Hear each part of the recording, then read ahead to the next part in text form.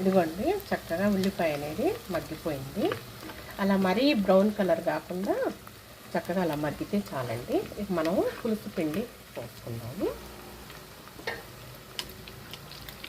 ఇలా పులుసు పిండి పోసుకున్నాం అనుకోండి, చక్కగా ముక్క అనేది చేప ముక్క అనేది ఉడకటం చాలా తేలికండి, చాలా త్వరగా ఉడుకుతుంది. కాబట్టి ముందు పులుసు అనేది ఉడకాలండి. పులుసు అనేది ఉడుకుతుంటే తర్వాత దాంట్లో వేసుకుంటేనే ఆ రుచి వేరండి.